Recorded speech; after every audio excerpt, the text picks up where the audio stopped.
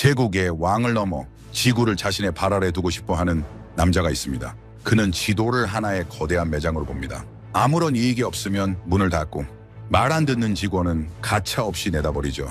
그 남자가 내 말을 무시하는 배응망덕한 인간들이라며 분노했을 때 전 세계의 질서는 그 자리에서 얼어붙었습니다. 그런데 일본이 주저앉고 유럽이 바짓가랑이를 붙잡으며 애원할 때 유독 한 곳만이 차갑게 웃으며 외면해버렸습니다. 무슨 자신감이었을까요? 장사꾼이 계산기를 두드리는 동안 그들은 이미 제국의 패권을 멈출 정지 버튼과 세상을 뒤집을 발사 버튼을 동시에 쥐었기 때문입니다. 그 남자는 알지 못했습니다. 자신이 버리려던 그곳이 사실은 그동안 억지로 잠재웠던 무시무시한 야수를 가두고 있던 마지막 안전핀이었다는 사실을 말이죠.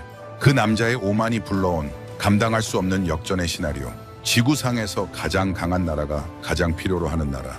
동시에 지구상에서 가장 위험한 나라가 가장 두려워하는 나라. 세계에서 유일하게 미국의 목줄을 쥐고 판을 새로 짜고 있는 나라. 대한민국의 소름 돋는 반격 지금 시작합니다. 영상을 시청하신 후 마음에 드신다면 좋아요와 구독 버튼을 꾹 눌러주세요. 여러분의 관심이 저에겐 큰 힘이 됩니다. 그럼 바로 시작하겠습니다. 트럼프 대통령은 40년째 같은 말을 합니다. 동맹국들이 미국을 이용하고 있다. 1987년에도 그랬고 지금도 그렇죠. 그런데 재밌는 건 그 40년 사이에 한국은 미국이 절대 떠날 수 없는 나라가 되어버렸다는 겁니다. 미국은 한국을 먹여 살리고 있다고 믿었겠죠. 캠프 험프리스, 세계 최대 미군 기지. 건설비 10조 원 중 92%를 한국이 냈습니다. 남의 돈으로 집 짓고 월세 더 내라는 겁니다.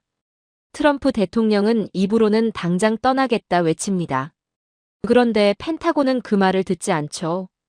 뒤로는 더 견고하게 뿌리내릴 준비를 하고 있습니다. 장사꾼과 전략가가 서로 다른 판을 읽고 있는 겁니다. 저는 타미르 볼코프입니다. 미 국방부 전략실 총괄 분석관 출신, 지금은 MIT에서 학생들을 가르치고 있죠.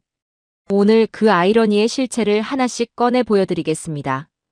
트럼프 대통령이 미군을 뺀다고 외치던 바로 그 시기에 오산 공군기지에서 이상한 일이 벌어졌습니다. 미 국방부 공식 채널에 사진 한 장이 올라왔는데 기지 한복판에 낯선 발사대가 찍혀 있었죠. 저는 그 사진을 보고 바로 알아챘습니다. 보통 장비가 아니었어요. 드론과 순항미사일, 박격포까지 인공지능으로 자동 요격하는 차세대 방어체계였습니다. 이름은 IFPC, 간접화력 방어능력 체계라고 부르죠. 그런데 이게 왜 놀라운 거냐면 원래 이 장비는 괌에 처음 배치하기로 계획된 것이었습니다. 미군의 태평양 전략에서 괌이 얼마나 중요한 거점인지는 다들 아시죠? 그 괌보다 2년이나 앞당겨서 한국 땅에 먼저 들여놓은 겁니다.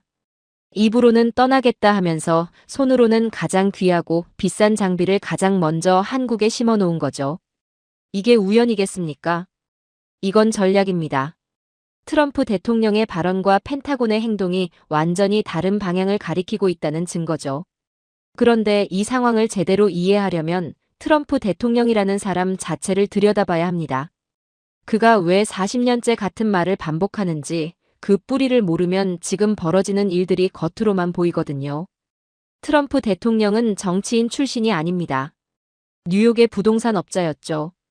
아버지 밑에서 사업을 배웠고 뉴욕 부동산 시장이라는 정글에서 살아남은 사람입니다. 그 세계에서 협상이란 이기거나 털리거나 둘 중 하나였죠. 이 사고방식이 정치에 그대로 옮겨온 겁니다. 그래서 그에게 동맹이란 함께 싸우는 전우가 아니라 계산서를 나눠야 하는 계약 상대입니다. 나토가 돈을 덜 내면 즉시 압박하고 한국이 방위비를 올리지 않으면 군대를 빼겠다고 하죠. 이게 한국이 싫어서가 아닙니다. 손해보는 구조를 본능적으로 못 참는 겁니다. 부동산 협상에서 상대를 궁지로 몰아 가격을 후려치던 그 방식 그대로예요. 전문 용어로 로우볼 전략이라고 하죠. 일단 터무니없는 조건을 던져서 상대를 패닉 상태로 만든 다음 협상 테이블에서 원하는 걸 가져오는 겁니다.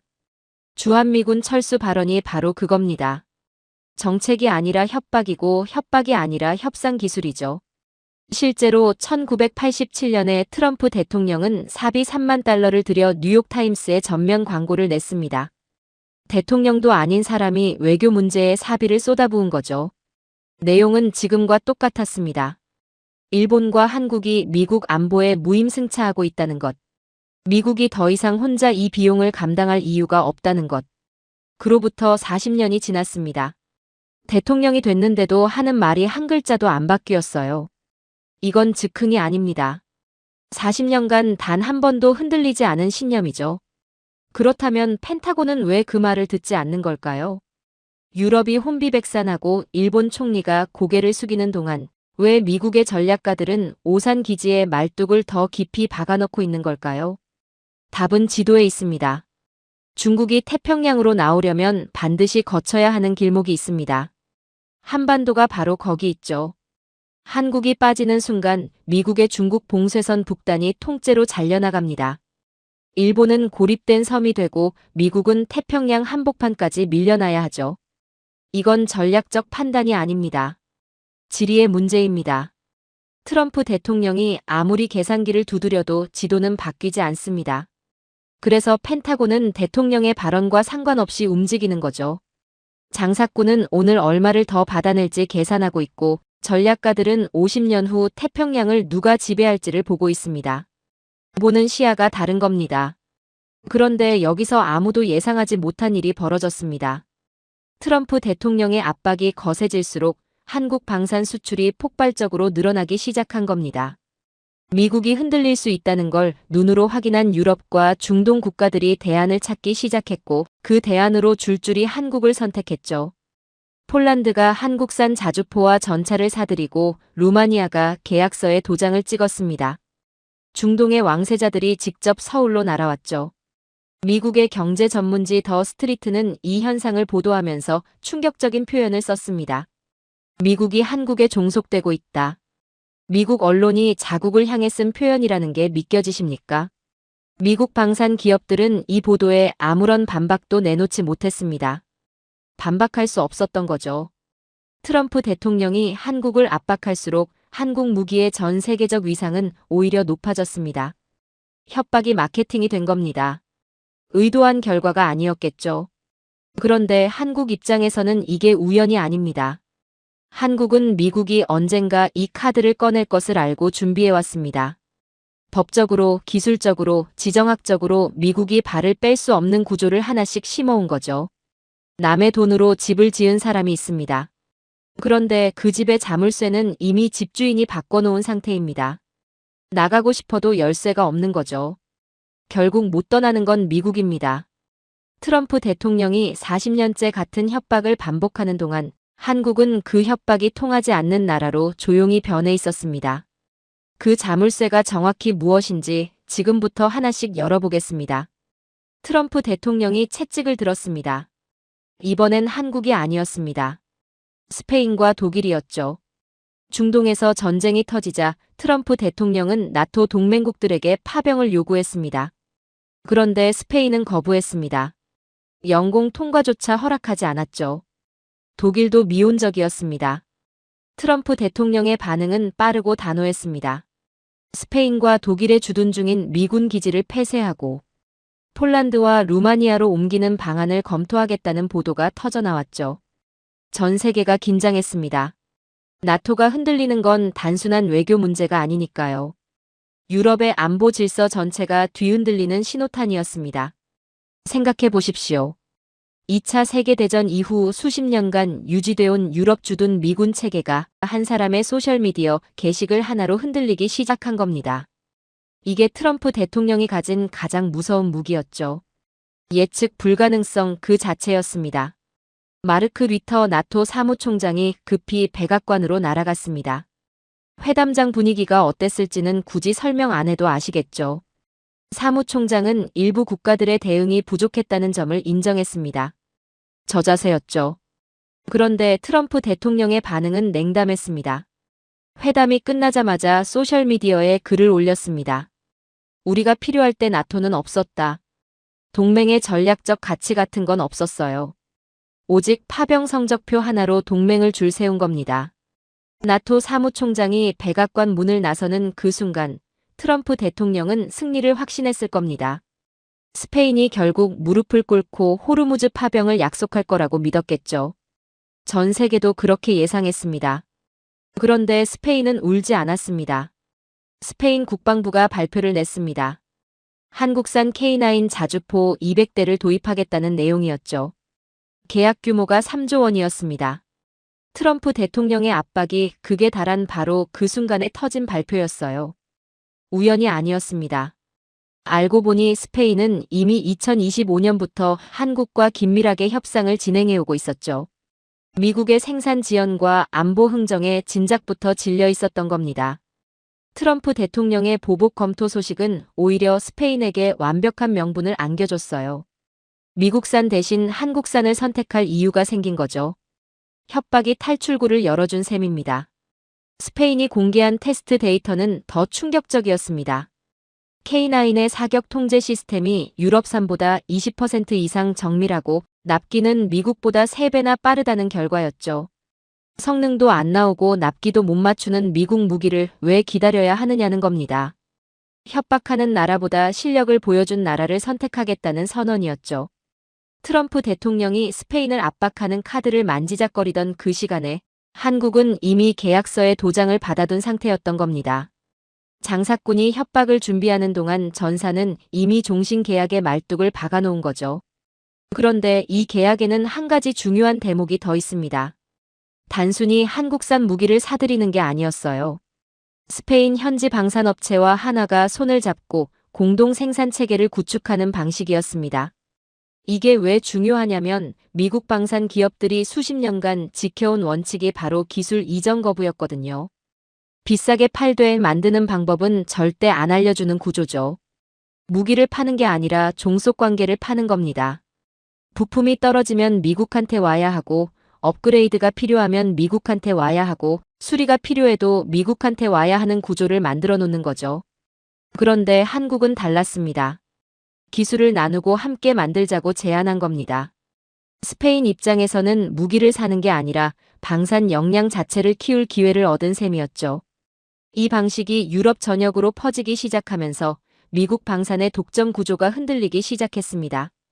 트럼프 대통령이 채찍을 들고 동맹국들을 위협하는 동안 한국은 조용히 그 동맹국들의 손을 잡은 거죠. 여기서 트럼프 대통령이 즐겨 쓰는 표현을 한번 짚어볼 필요가 있습니다. 배은망덕. 우리가 지켜줬더니 되레 등을 돌린다는 겁니다. 한국과 일본을 향해서도 같은 프레임을 씁니다. 그런데 이 프레임의 이면을 들여다보면 전형적인 비즈니스 심리전이에요. 상대에게 죄책감을 심어서 협상 테이블에서 유리한 위치를 잡으려는 거죠. 감정을 건드려 이성을 마비시키는 겁니다. 스페인은 그 프레임에 걸려들지 않았습니다. 죄책감 대신 데이터를 꺼냈죠. 감정이 아니라 숫자로 답한 겁니다. K9 200대, 3조 원짜리 계약서가 그 답이었습니다. 학생 하나가 손을 들었습니다. 교수님, 이 원칙이 한국에도 똑같이 적용되지 않나요? 한국도 호르무즈 파병 압박을 받으면 같은 상황이 되는 거 아닌가요? 날카로운 질문이죠. 맞습니다. 한국 원유의 70%가 호르무즈 해협을 통해 들어옵니다. 트럼프 대통령 입장에서 이보다 강력한 압박 카드가 없죠. 그런데 저는 이 구도를 다르게 읽습니다. 트럼프 대통령이 한국을 흔들려 할수록 유럽은 한국 무기를 더 찾게 됩니다.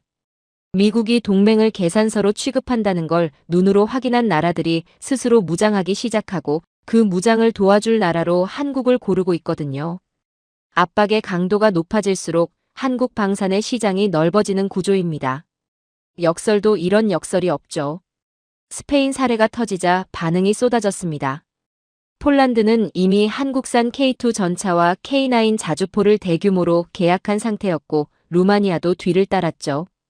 트럼프 대통령이 동맹국 기지를 옮기겠다고 위협한 바로 그 나라들이 한국 무기를 사들이는 큰손이 된 겁니다. 미국이 빠진 자리를 한국이 채우는 그림이 유럽 전역에서 만들어지고 있었죠. 한국 방산 기업들의 수주 잔액이 쌓여가는 동안 미국 방산 기업들은 조용했습니다. 납기를 못 맞추고 가격은 높고 기술 이전은 거부하는 미국 방산의 민낯이 비교를 통해 그대로 드러나 버린 거죠.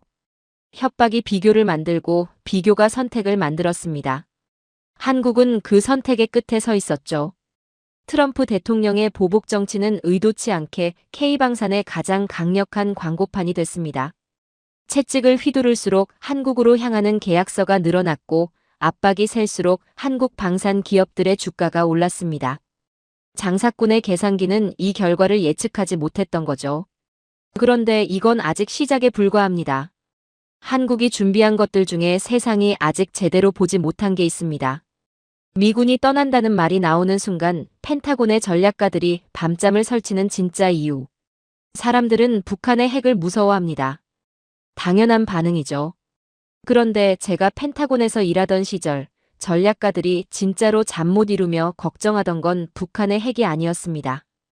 한국에 침묵하는 핵이었죠. 지금부터 그 이야기를 한번 해보도록 하죠.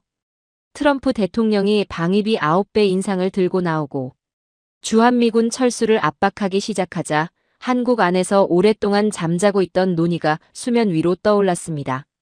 자체 핵무장론이었죠. 과거에도 이 논의가 없었던 건 아닙니다. 그런데 이번엔 달랐어요.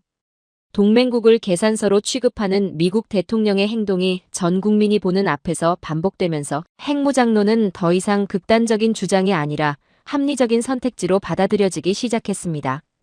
명분이 생긴 겁니다. 그것도 미국 스스로 만들어준 명분이죠. 한국 여론조사에서 국민 70% 이상이 자체 핵무장에 찬성한다는 결과가 나왔습니다. 10년 전이었다면 상상도 못할 숫자였죠. 트럼프 대통령의 압박이 한국 국민의 안보 의식 자체를 바꿔놓은 겁니다. 그렇다면 한국이 실제로 핵을 만들 수 있느냐는 질문이 나옵니다. 저는 이 질문에 단호하게 답할 수 있습니다. 한국은 핵무기를 못 만드는 게 아닙니다. 안 만들고 있는 겁니다. 그 차이가 핵심이에요. 한국은 현재 세계 최고 수준의 원전 기술을 보유하고 있습니다. 원전을 짓는 나라는 많습니다. 그런데 한국처럼 설계부터 건설, 운영까지 전 과정을 독자적으로 해낼 수 있는 나라는 손에 꼽히죠. 원전 기술과 핵무기 기술은 뿌리가 같습니다. 핵분열 반응을 제어하는 원리, 농축 우라늄을 다루는 기술, 냉각 시스템의 정밀도.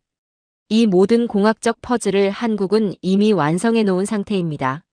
남은 건 오직 결심뿐이에요. 핵보유국들이 이 사실을 모를 리 없습니다. 그래서 그들은 공개적으로 한국의 핵무장을 반대하면서도 뒤로는 한국이 정말로 그 결심을 할까봐 전전긍긍하는 겁니다. 더 구체적으로 들어가 보죠. 핵무기를 만들려면 두 가지가 필요합니다. 핵분열 물질과 그걸 실현할 투하 수단입니다. 먼저 핵분열 물질 이야기부터 하겠습니다.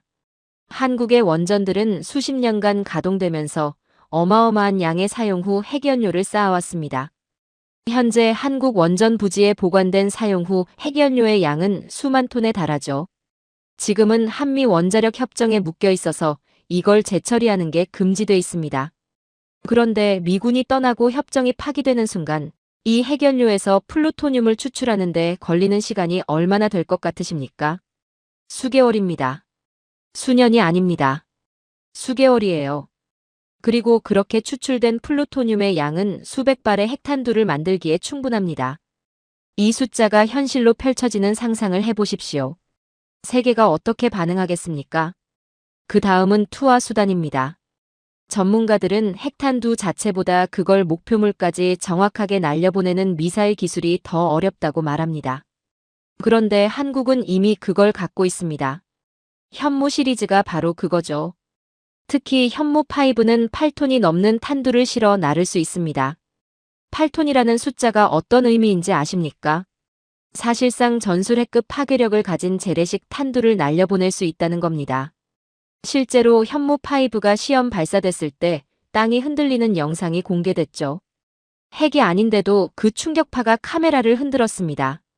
여기에 실제 핵탄두만 얹으면 그 순간 현무5는 전략 핵미사일이 됩니다. 투하 수단은 이미 완성된 거죠. 한국은 지금 핵무기 제조의 모든 조건을 갖춰놓고 딱 하나만 안 한 상태입니다. 핵탄두를 올려놓는 그 마지막 단계만요.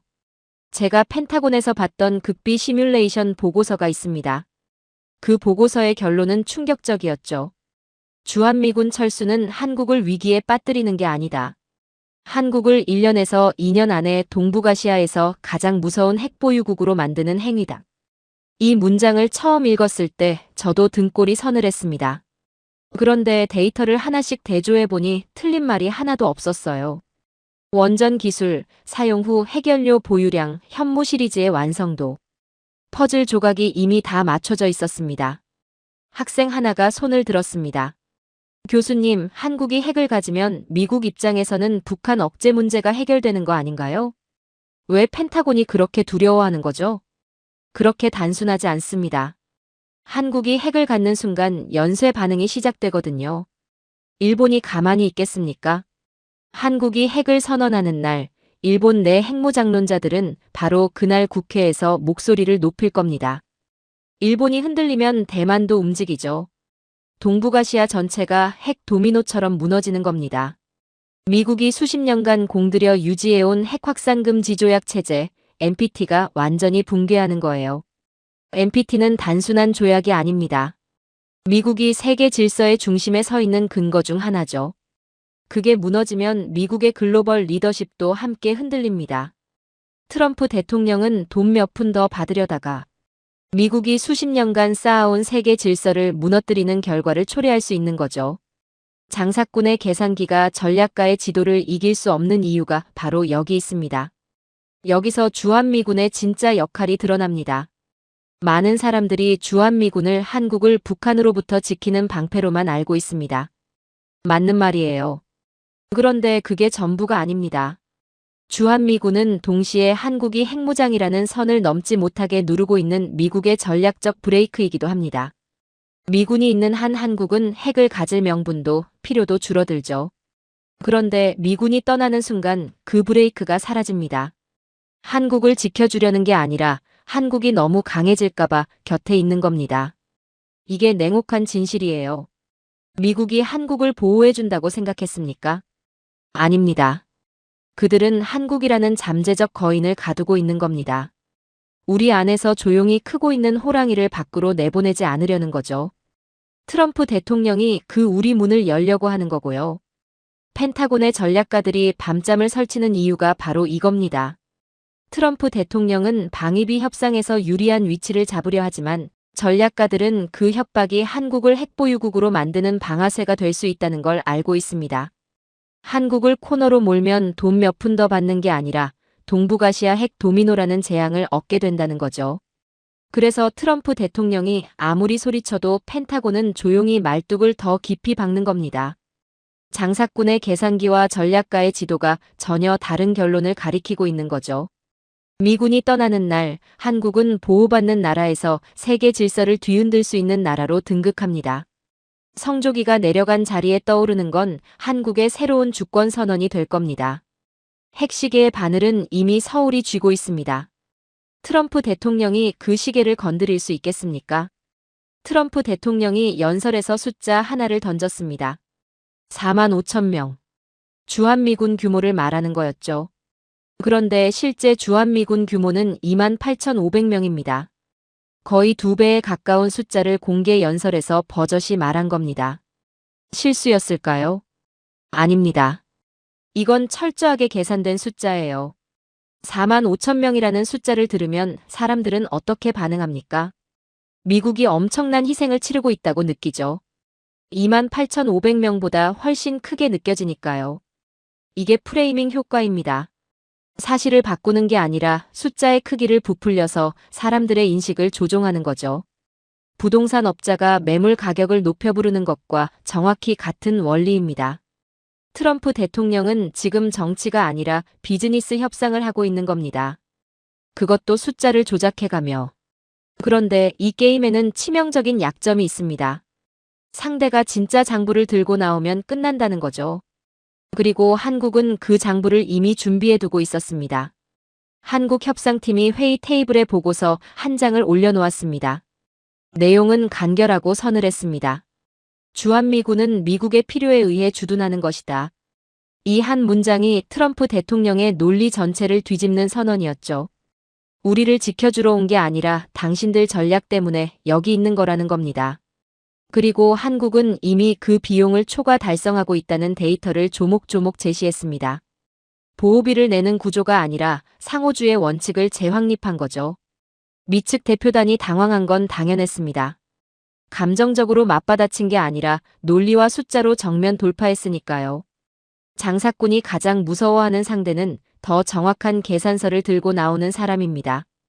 그 계산서의 내용을 하나씩 꺼내보겠습니다. 독일은 주둔 비용의 18%를 부담합니다. 일본은 50% 수준이죠. 그렇다면 한국은요? 70에서 77%입니다. 전 세계 미군 주둔국 중 압도적 1위예요.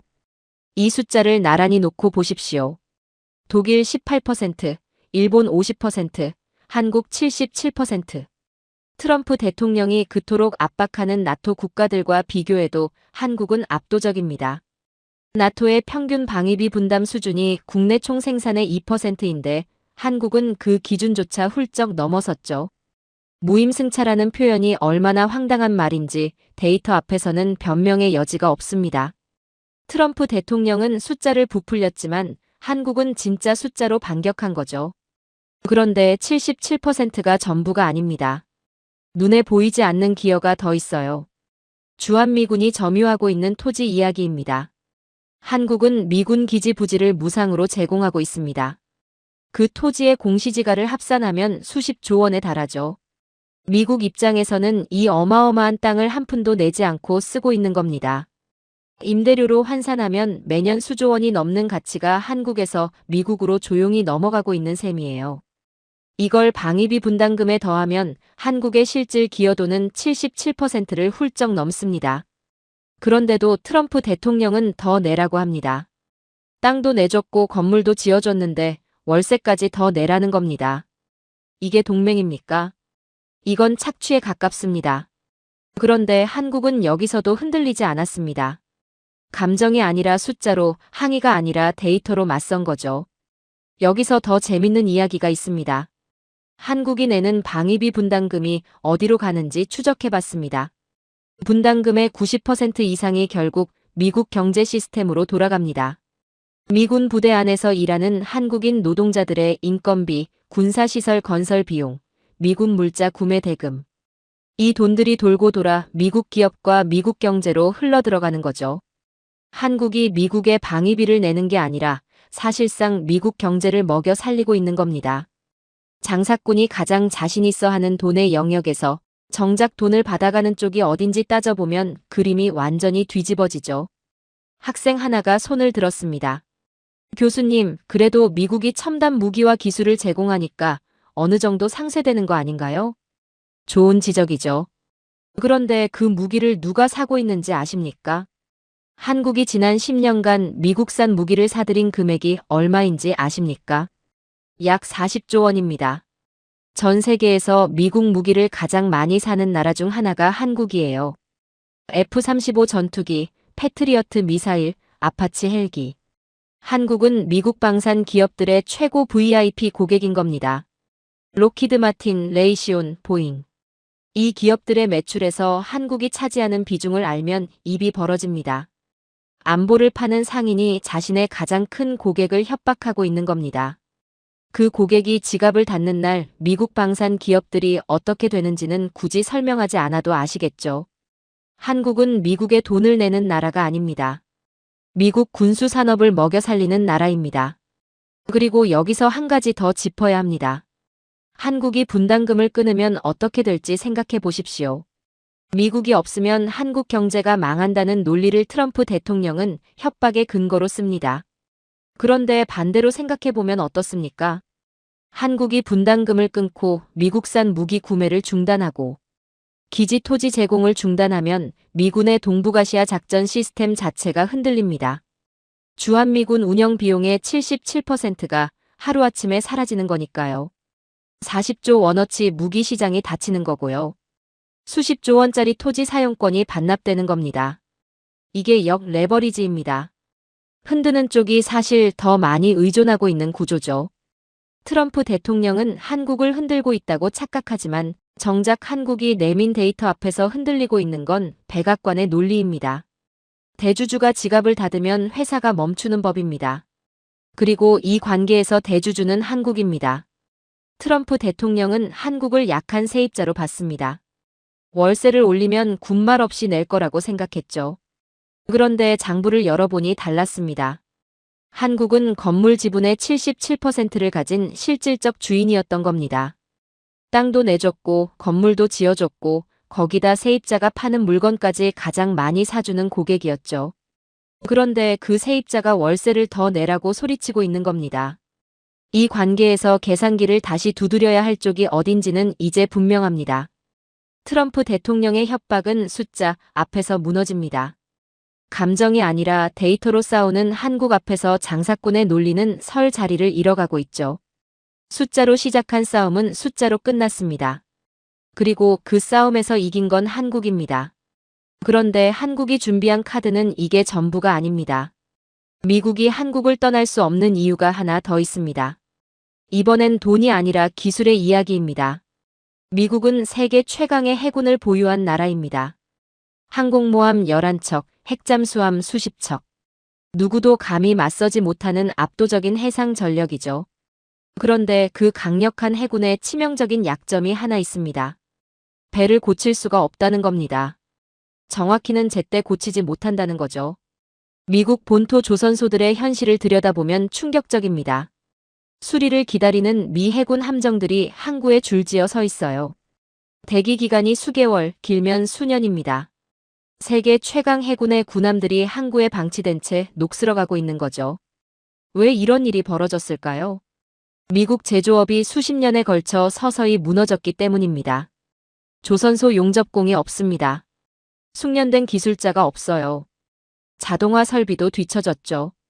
한때 세계를 먹여 살리던 미국의 제조업이 경쟁력을 잃어버린 사이 그 빈자리를 채운 나라가 있습니다. 바로 한국이죠. 그리고 이건 단순한 산업 경쟁력 이야기가 아닙니다. 미국 패권의 실제 작동 여부가 한국의 제조 능력에 달려있다는 이야기입니다. 북극해 이야기를 한번 해보죠. 러시아는 현재 40척이 넘는 쇄빙선을 운용하고 있습니다. 그중 일부는 핵추진 쇄빙선이에요. 북극해를 사실상 러시아의 내해처럼 장악하고 있는 거죠. 그렇다면 미국은 어떻습니까? 45년이 넘은 낡은 쇄빙선 단 한 척. 그게 전부입니다. 세계 패권을 주장하는 나라의 북극해 전략이 이 수준이에요. 트럼프 대통령도 이 현실을 인정하지 않을 수 없었죠. 그래서 내놓은 해결책이 IC 팩트였습니다. 핀란드, 캐나다와 손잡고 쇄빙선을 함께 만들겠다는 선언이었어요. 화려한 발표였습니다. 그런데 저는 그 발표를 들으면서 즉시 알아챘죠. 핀란드는 설계 능력은 있습니다. 그런데 대규모 선체를 찍어낼 조선소 인프라가 없어요. 캐나다도 마찬가지입니다. 결국 모든 길은 한 곳으로 통하죠. 대한민국 조선소입니다. 거제와 울산의 도크가 아니면 이 배를 만들 곳이 지구상에 없어요. 트럼프 대통령이 핀란드, 캐나다를 앞세워 화려한 발표를 하는 동안 실제로 배를 만들 수 있는 나라는 한국뿐이었던 거죠. 장사꾼이 앞에서 협박하는 동안 뒤로는 그 상대에게 손을 내밀고 있었던 겁니다. 그런데 더 충격적인 일이 벌어졌습니다. 펜타곤이 자존심을 내려놓은 거죠. 미 해군 함정의 정비와 수리를 한국에 맡기기 시작했습니다.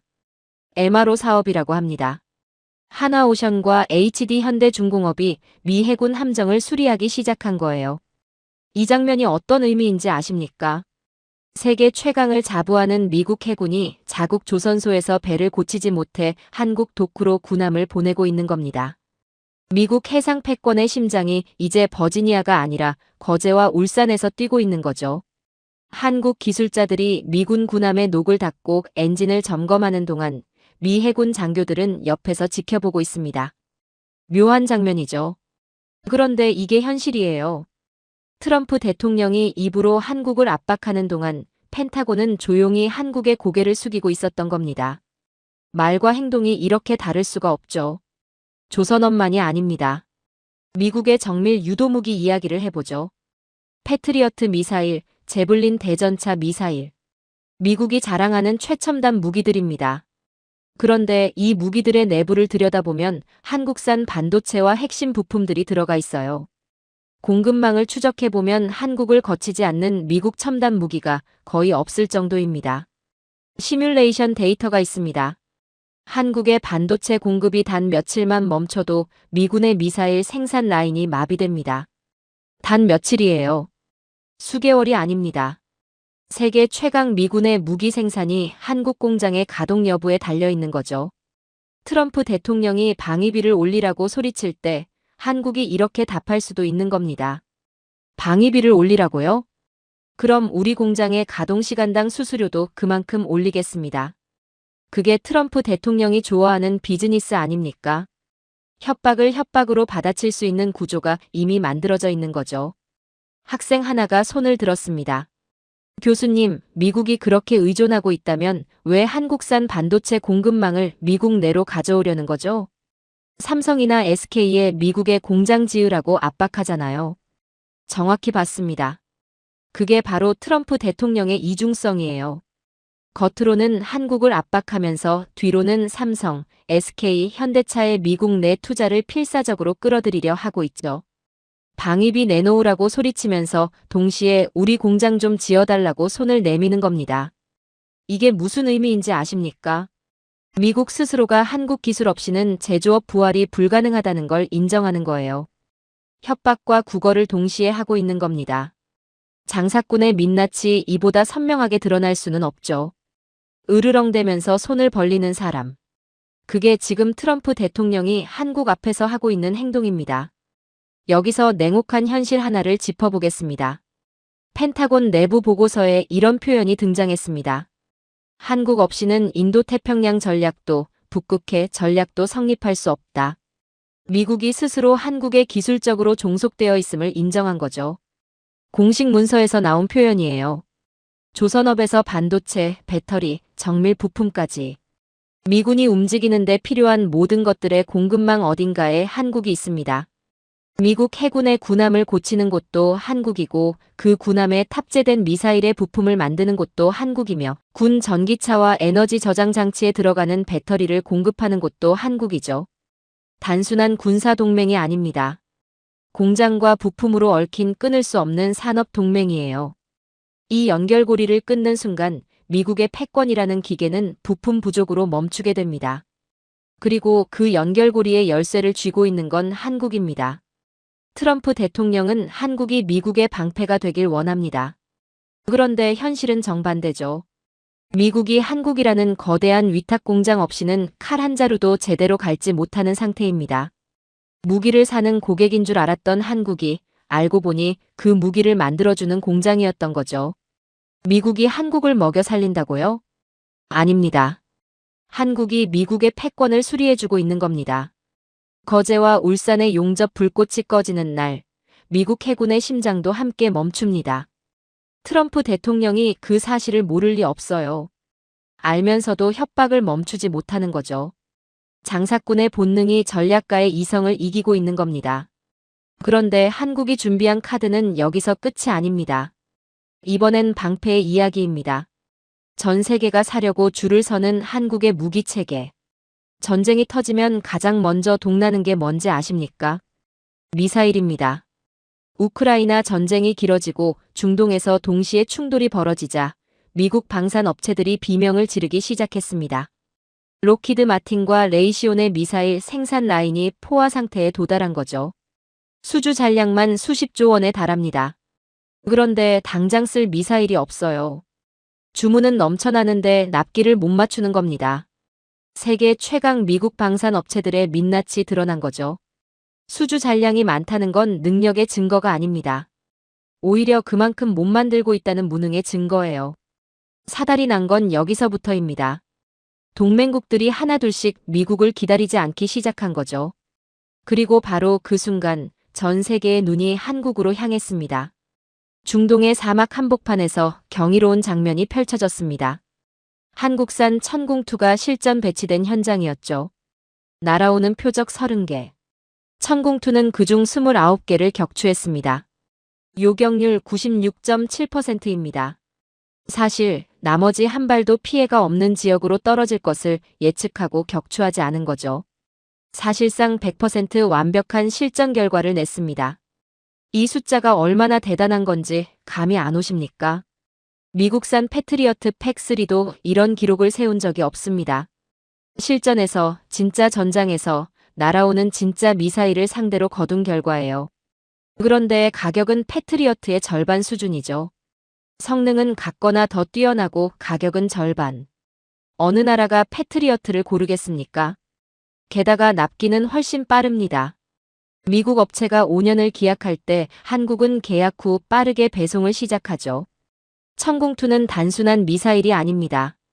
미국이 수십 년간 지켜온 방공시장 독점 체제를 무너뜨린 한국의 선전포고였어요. 그런데 여기서 한 가지 더 짚어야 합니다. 미국 방산 업체들이 기술을 어떻게 다루는지 아십니까? 철저한 블랙박스 방식입니다. 무기를 팔되 내부 기술은 절대 공개하지 않아요. 부품이 고장나면 미국에서 공수해야 하고 업그레이드도 미국 기술자가 와야 하고 정비 매뉴얼도 제한적으로만 제공하죠. 무기를 파는 게 아니라 종속관계를 파는 겁니다. 그런데 한국은 달랐어요. 기술을 나눠줬습니다. 현지 생산을 허용하고 정비 기술을 전수하며 함께 발전시키자고 제안했죠. 나토 국가들과 중동 국가들이 한국 무기에 열광하는 이유가 단순히 성능 때문만이 아닙니다. 기술을 숨기는 나라와 기술을 나누는 나라 중 어느 쪽이 진정한 파트너인지 전쟁을 겪어본 나라들은 본능적으로 압니다. 그리고 그 답을 계약서에 담은 거죠. 한국 무기를 구매한 나토 국가들이 자연스럽게 하나의 안보 공동체를 형성하기 시작했습니다.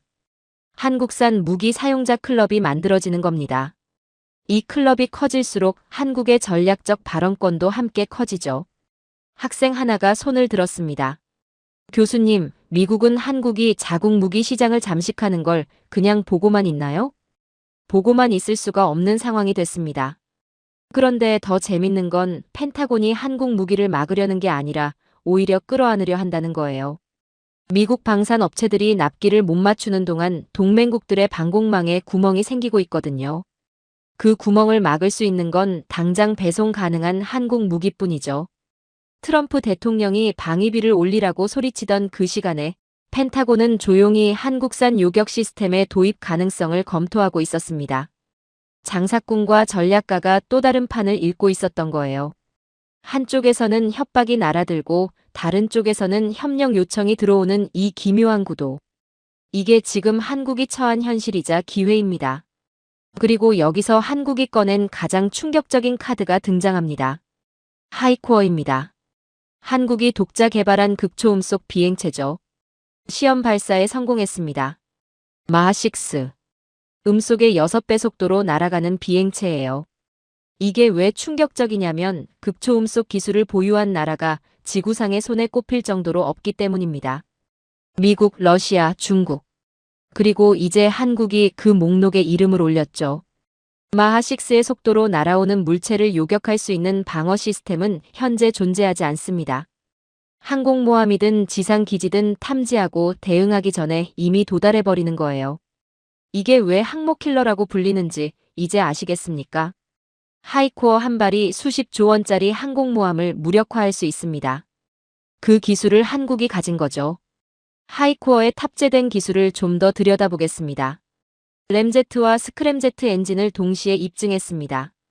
램제트는 초음속 비행에서 공기를 압축해 연료를 태우는 방식이고 스크램제트는 그보다 더 빠른 속도에서도 연소를 유지하는 기술이에요. 이 두 가지를 동시에 구현한다는 건 비행체가 속도 영역을 자유롭게 넘나들 수 있다는 의미입니다. 미사일이 상황에 따라 속도를 조절하며 방어망을 뚫어낸다는 거죠. 워싱턴의 전략가들이 이 발사 성공 소식을 들었을 때 뭘 느꼈을지 아십니까? 한국을 함부로 다룰 수 있는 시대가 끝났다는 걸 직감했을 겁니다. 마하6은 단순한 속도가 아니에요. 강대국의 간섭을 뚫어내는 주권의 속도입니다. 이쯤 되면 한국 방산의 위상이 어느 수준인지 숫자로도 확인됩니다. 전쟁이 터지고 글로벌 방산 시장이 요동치는 동안 미국 방산 주가는 횡보했습니다. 그런데 LIG넥스원과 한화에어로스페이스의 주가는 60% 이상 폭등했죠. 글로벌 투자 자금이 어디로 몰리고 있는지 시장이 말해주는 겁니다. 실력 있는 곳에 돈이 몰리는 건 자본의 본능이에요. 그리고 그 본능이 지금 서울을 향하고 있습니다. 한국 방산이 단순한 수출 산업을 넘어 글로벌 안보 질서를 재편하는 변수가 된 거죠.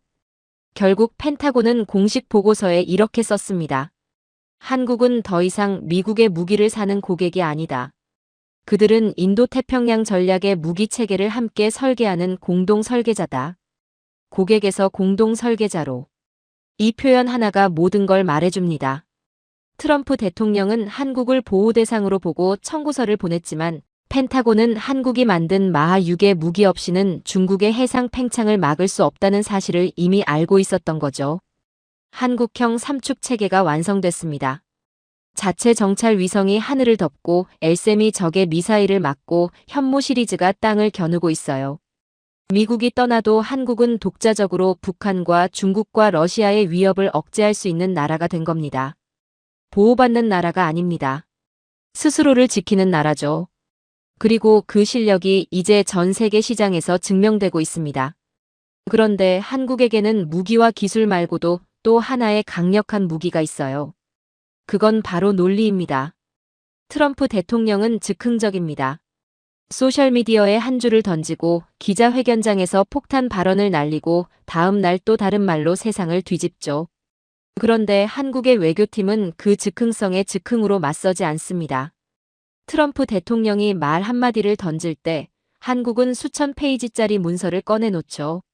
한미 상호 방위 조약의 자구 하나하나, 국제법의 조항 하나하나를 들이밀며 트럼프의 요구가 왜 법적으로 성립하지 않는지를 조목조목 증명합니다. 감정이 없어요. 흥분도 없습니다. 오직 논리와 데이터뿐이죠. 워싱턴의 베테랑 협상가들조차 이 방식 앞에서 당황했습니다. 한국인들은 자료가 너무 완벽해서 틈이 없다는 말이 워싱턴 외교가에서 나올 정도예요. 깡패가 가장 무서워하는 건 주먹이 아닙니다. 자기 행동이 낱낱이 기록되고 법적으로 심판받는 상황이죠. 한국은 그 상황을 만드는데 지독하리만큼 능숙합니다. 이란 이야기를 한번 해보죠. 2021년 이란이 한국 선박 케미오를 납포했습니다. 한국 정부 입장에서는 기막힌 상황이었죠. 인질이 잡혔고 협상이 시작됐습니다. 이란은 온갖 명목으로 요구 조건을 들이밀었어요. 그런데 협상이 마무리될 즈음 이란이 황당한 청구서를 들고 나왔습니다. 억류 기간 동안 선박에서 발생한 쓰레기 봉투값을 청구한 겁니다. 원래 금액의 100배가 넘는 터무니없는 금액이었죠. 굴욕적인 협박이었습니다. 보통 나라라면 빨리 끝내고 싶은 마음에 그냥 줬을 겁니다. 그런데 한국 정부는 거부했습니다. 단호하게, 그리고 조용하게. 국제법적 근거를 들이밀며 부당한 요구를 원천 차단했죠. 500원짜리 쓰레기 봉투값도 원칙 앞에서는 타협하지 않는 나라. 그게 한국입니다. 이 원칙이 지금 워싱턴을 향하고 있습니다. 트럼프 대통령의 청구서라고 다를 게 없죠. 한국의 이 협상 방식에는 이름이 있습니다. 선비 외교라고 부를 수도 있겠죠. 겉은 부드럽고 조용하지만 속은 강철 같은 외유내강의 방식입니다. 소리를 지르며 흥분하지 않아요. 그런데 절대 물러서지 않죠. 법적 근거가 있는 한 상대가 아무리 강해도 한 걸음도 양보하지 않습니다. 트럼프 대통령 같은 강권형 협상가에게 이 방식이 왜 더 효과적인지 아십니까? 강권형 협상가는 상대의 감정적 반응을 원합니다. 분노하고 흔들리는 상대를 보면서 우위를 확인하거든요. 그런데 한국은 흔들리지 않아요. 감정 반응을 주지 않는 겁니다. 대신 두꺼운 법전을 들고 나타나죠. 강권형 협상가가 가장 당황하는 순간이 바로 이때입니다. 때릴 수 있는 감정적 약점이 없을 때예요. 그런데 한국이 활용하는 무기는 법전만이 아닙니다. 미국 내부의 시스템을 활용하는 거죠. 트럼프 대통령이 독단적으로 주한미군을 빼려 할 때 한국은 미국 의회를 움직였습니다. 미국 국방법 NDAA에는 주한미군 감축을 제한하는 조항이 있어요. 대통령 마음대로 군대를 뺄 수 없게 의회가 법으로 막아놓은 겁니다. 한국이 미국 내 지한파 의원들과 꾸준히 관계를 쌓아온 결과였죠. 칼을 직접 들지 않고 상대의 칼로 상대를 막는 겁니다. 외교 전술의 정수라고 할 수 있죠. 트럼프 대통령이 법 위에 서려 할 때 한국은 그 법을 가장 강력한 방패로 삼아 성벽을 쌓은 겁니다. 그리고 그 성벽은 미국 스스로의 법으로 만들어진 것이기 때문에 트럼프 대통령도 함부로 무너뜨릴 수가 없어요. 한국인의 정당성에 대한 집착은 외교에만 국한된 게 아닙니다. 전 세계를 경악하게 만든 한국의 시위 문화를 생각해 보십시오. 수백만 명이 거리로 나왔지만 쓰레기 하나 남기지 않았습니다. 촛불을 들고 노래를 부르며 질서를 지켰죠.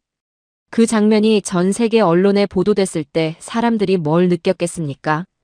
이 나라의 요구는 정당하다는 걸 직감했을 겁니다. 정당성에 흠집이 생기면 메시지는 죽습니다. 그런데 정당성이 완벽할 때 메시지는 총알이 되죠. 한국인들은 그걸 본능적으로 알고 있어요. 외교에서도 마찬가지입니다. 감정적으로 흥분하거나 무리한 요구를 하는 순간 정당성이 흔들립니다. 그래서 한국은 항상 법과 원칙의 테두리 안에서만 싸우죠. 그 테두리 안에서는 아무도 한국을 이길 수 없습니다. 여기서 더 흥미로운 현상이 있습니다. 한국이 국제조약을 철저하게 준수해온 모범 국가라는 사실이 역설적인 무기가 됩니다. NPT 핵 확산 금지 조약의 모범 회원국으로 수십 년간 약속을 지켜온 나라죠. 그런데 트럼프 대통령이 동맹의 약속을 스스로 깨뜨리는 행동을 반복하면서 이런 논리가 성립합니다. 우리는 모든 약속을 지켰습니다. 깨뜨린 건 당신들이에요. 그렇다면 우리가 핵을 가질 명분도 당신들이 만들어준 겁니다. 이 논리 앞에서 트럼프 대통령은 할 말이 없어요. 약속을 지킨 쪽이 논리적 우위에 서는 구조가 만들어진 거죠. 학생 하나가 손을 들었습니다. 교수님, 그런데 트럼프 대통령이 그런 논리에 관심이나 있나요? 그냥 밀어붙이면 그만 아닌가요? 관심이 없어도 상관없습니다. 왜냐면 한국이 싸우는 대상은 트럼프 대통령 한 명이 아니거든요. 국제 여론, 미국 의회, 동맹국들, 글로벌 미디어. 이 모든 청중 앞에서 한국은 가장 도덕적이고 논리적인 입장에 서 있습니다. BBC와 CNN이 한국의 원칙 있는 대응을 보도하면 어떻게 됩니까? 트럼프 대통령이 국제사회에서 고립되는 구도가 만들어지는 거예요. 동맹의 가치를 돈으로만 환산하려는 사람과 국제 질서와 평화라는 보편적 가치를 내세우는 나라. 이 싸움에서 누가 고립되는지는 자명합니다. 한국은 트럼프 대통령과 싸우는 게 아닙니다. 트럼프 대통령을 세계적 고립자로 만드는 프레임 전쟁을 하고 있는 거죠. 동맹의 품격이 어디까지 추락할 수 있는지 한국은 묻고 있습니다. 그 질문에 세계가 귀를 기울이고 있어요. 정당성을 쥔 자는 흔들리지 않습니다. 트럼프 대통령의 협박은 화려하지만 한국의 논리 앞에서는 소음에 불과합니다. 우리는 힘으로만 싸우지 않습니다. 가장 높은 도덕성과 가장 치밀한 논리로 세상을 이기는 나라. 그게 한국입니다. 그리고 이 모든 것을 종합했을 때 결론은 하나입니다. 결국 못 떠나는 건 미국이에요. 러시아가 북한과 손을 잡았습니다. 무기를 주고 병력을 받는 거래였죠. 표면적으로 보면 러시아가 한국을 압박하는 구도처럼 보입니다. 그런데 저는 그 구도를 정반대로 읽습니다. 푸틴이 한국을 두려워하고 있다는 거예요. 러시아 극동 지역 경제를 한번 들여다보십시오. 현대차가 빠진 러시아 자동차 시장은 반토막이 났습니다. 삼성과 LG가 철수한 자리에는 중국산이 들어왔지만 품질 격차는 메워지지 않았죠. 한국산 나프타와 석유화학 제품이 끊기면서 러시아 산업 현장 곳곳이 삐걱거리고 있습니다. 푸틴은 소리를 지릅니다. 그런데 그건 두려워서 내는 비명이에요. 한국 기업들이 돌아오기를 속으로 애타게 기다리면서 밖으로는 으르렁대는 겁니다. 그 증거가 하나 있습니다. 러시아는 한국 기업들의 자산을 압류할 수 있는 명분이 충분했습니다. 그런데 하지 않았어요. 못한 겁니다. 한국의 보복이 두려웠던 거죠. 기술이 권력인 시대에 한국은 이미 러시아에게도 무서운 나라가 되어 있었습니다. 유럽을 보십시오. 폴란드, 루마니아, 스페인으로 이어지는 K방산 벨트가 완성되고 있습니다. 나토의 실질적인 무기고 역할을 한국이 수행하고 있는 거죠. 미국이 빠진 공백을 한국이 조용히 채우면서 러시아의 서진을 막는 구조가 만들어졌습니다. 아이러니한 장면이죠. 트럼프 대통령이 나토를 흔들고 유럽에서 발을 빼려 할수록 한국이 그 자리를 대신하고 있는 겁니다. 미국 입장에서는 사실 이게 나쁜 일이 아닙니다. 돈 안 들이고 동맹의 공백을 메울 수 있으니까요. 그런데 이게 거꾸로 말하면 한국 없이는 유럽의 안보 공백을 감당할 수 없다는 의미이기도 합니다. 트럼프 대통령이 한국을 압박할수록 한국의 전략적 가치는 오히려 올라가는 구조입니다. 밀수록 더 단단해지는 나라죠. 린치핀이라는 단어가 있습니다. 수레바퀴가 빠지지 않도록 고정하는 작은 핀이에요. 그 핀 하나가 빠지면 수레 전체가 무너지죠. 한국이 바로 그 린치핀입니다. 미국의 인도태평양 전략에서 한국이 빠지는 순간 어떤 일이 벌어지는지 시뮬레이션 해보겠습니다. 중국 봉쇄선의 북단이 통째로 잘려나갑니다. 일본은 측면이 완전히 노출된 고립된 섬이 되죠. 중국 해군은 제1도련선을 돌파해 태평양으로 쏟아져 나옵니다. 미국은 하와이까지 밀려나야 합니다. 그 시점부터 미국이 태평양 패권을 되찾기 위해 써야 하는 비용이 얼마인지 계산해봤습니다. 수조 달러입니다. 한국 하나 잃는 대가가 수조 달러예요. 방위비 몇 푼 더 받으려다가 수조 달러짜리 전략 자산을 날리는 셈이죠. 트럼프 대통령이 정말 장사꾼이라면 이 계산 정도는 할 줄 알아야 합니다. 한국은 단순히 미군 기지를 빌려주는 나라가 아닙니다. 전 국토가 최첨단 미사일과 정찰 자산으로 촘촘하게 덮인 침몰하지 않는 대륙형 항공모함이에요. 항공모함은 움직입니다. 격침될 수도 있고 항구로 돌아갈 수도 있죠. 그런데 한반도는 움직이지 않습니다. 중국과 러시아의 코앞에 고정된 채 레이더와 미사일과 정보 자산을 쉬지 않고 가동하는 거대한 플랫폼이에요. 이 플랫폼을 포기하는 건 미국이 스스로 태평양 지배권을 반납하는 겁니다.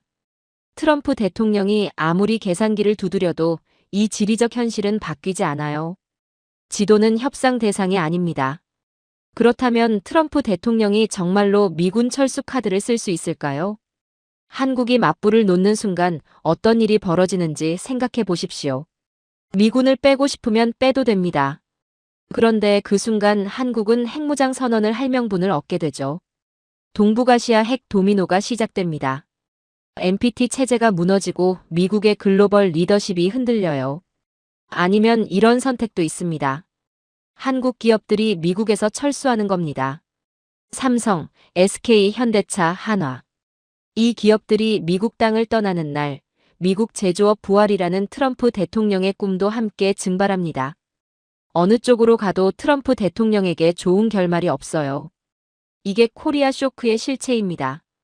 협박하는 쪽이 사실 더 많이 잃는 구조죠. 이제 정리해 보겠습니다. 70년 전 한국은 도움을 받는 나라였습니다. 전쟁의 폐허 위에서 시작해 모든 것을 외부에 의존해야 했죠.